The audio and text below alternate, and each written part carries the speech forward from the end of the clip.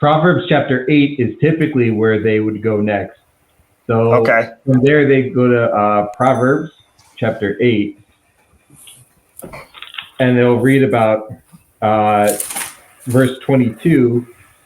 The Lord brought me forth as the first of his works before his deeds of old. I was formed long ages ago at the very beginning when the world came to be, when there was no watery depths, I was given birth, when there were no springs overflowing with water, before the mountains were settled in place, before the hills, I was given birth, before he made the world or its fields or any of the dust of the earth.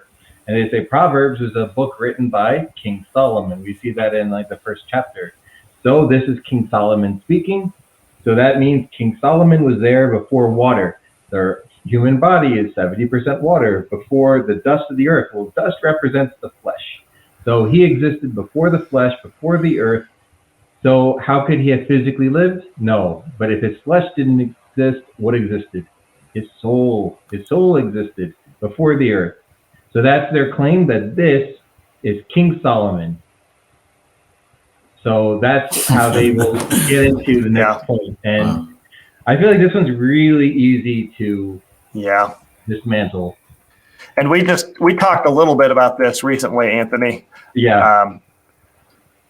I had mentioned that in verse 12, because right here it goes into wisdom's call, the name of the chapter.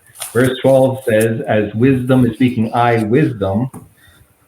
So this is clearly talking about wisdom. And then when you read further on, it goes into saying, where is it? For those who find me, find life, in verse 35. For those who find me, find life and receive favor from the Lord. So it's like, again, we have to find King Solomon in order to find life. But one other thing I would mention, because last time I had also mentioned that they say, if this is wisdom, then that means God created wisdom. That means God existed without wisdom.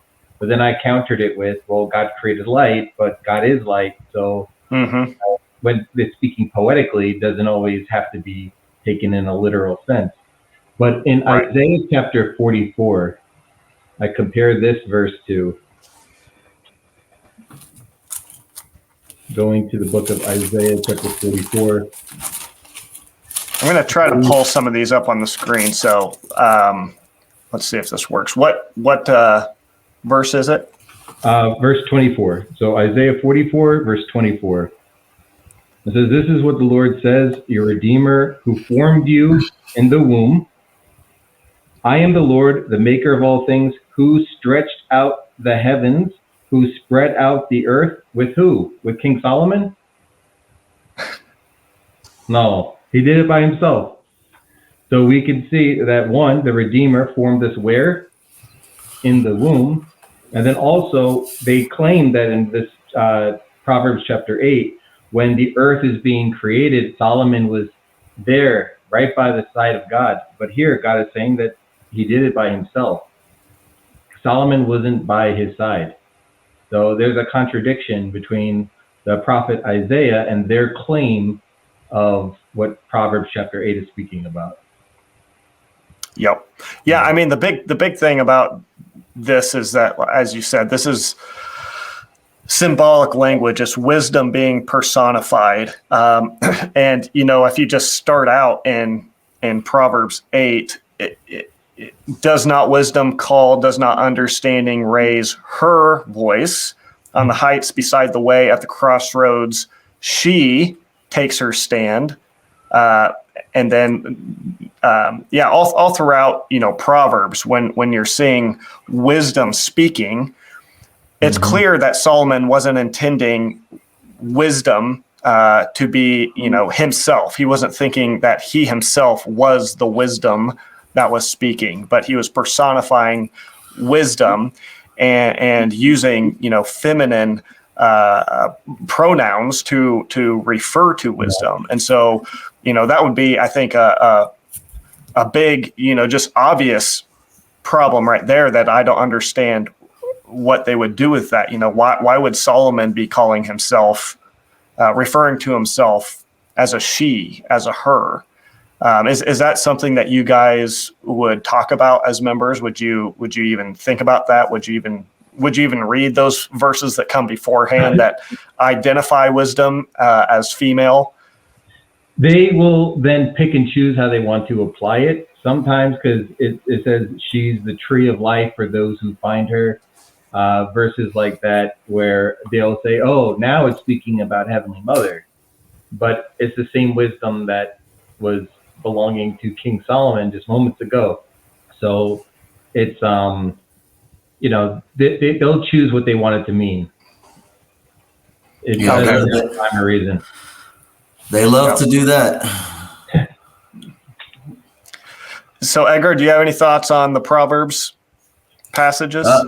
No, I mean, really, what I wanted to mention about Proverbs and the book, I think Proverbs, Anthony did a great job. He's the same stuff that I would have brought up in Proverbs. Like, it's very simple to see that it's wisdom speaking.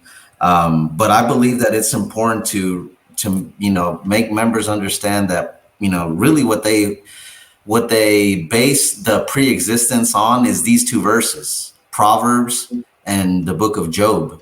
And, to you members, you really have to think you're taking a concept that hasn't been preached, since the beginning of Christianity. And you're basing you're putting all your faith on this doctrine, and you're holding on the best argument you have is these two verses. These are the verses that the church chose. Of course, there's a couple other verses that they also like to twist and infuse, but this is what's in their sermon book. This is what at the end of the day, this is what makes them have faith that they, pre-existed in heaven with God. And so I just want members to think like, don't you say that the words of God are, absolute and, they're the most important thing. So we should interpret the Bible with the Bible, not just let one verse or two verse, make us decide the outcome of our faith on two verses. We should see if the whole Bible aligns with those two verses, or does the Bible say something totally different when you read verse after verse after verse. This is things that we need to pay attention to.